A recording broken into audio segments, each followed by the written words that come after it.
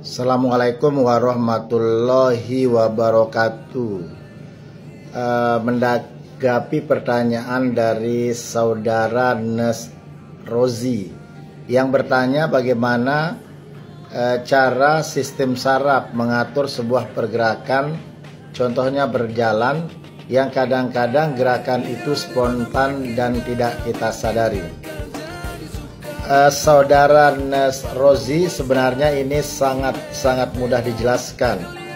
Tetap yang pertama adalah konsep sebuah pergerakan atau sebuah sistem di dalam tubuh seseorang selalu melibatkan sistem saraf, baik saraf pusat maupun saraf tepi.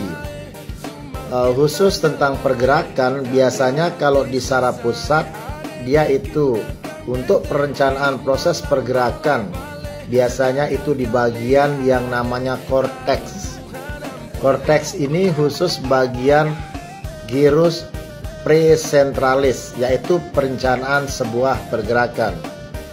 Selanjutnya di dalam saraf pusat ada bagian yang khusus tentang pergerakan, yaitu namanya piramidal, ekstrapiramidal, dan basal ganglia. Piramidal biasanya pergerakan-pergerakan yang keras, pergerakan-pergerakan yang spontan. Sedangkan ekstrapiramidal adalah gerakan-gerakan yang halus. Selanjutnya adalah pusat pengaturan untuk gerakan-gerakan yang tidak disadari, misalnya kita berjalan atau menghindari suatu hal-hal yang tidak nyaman. Itu adalah namanya basal ganglia.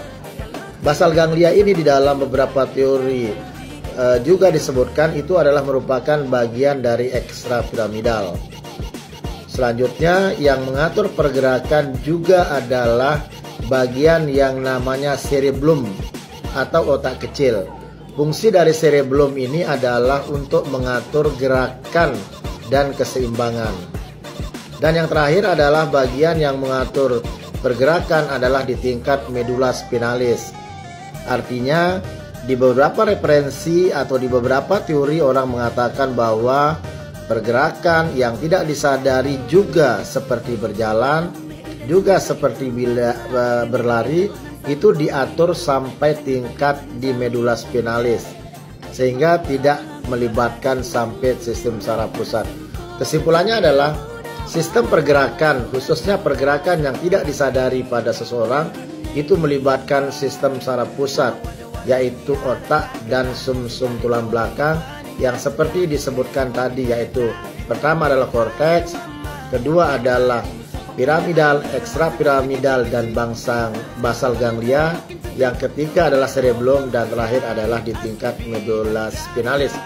Demikian, semoga bermanfaat. Akhirul kalam, wabillahi taufiq wa hidayah. Assalamualaikum warahmatullahi wabarakatuh.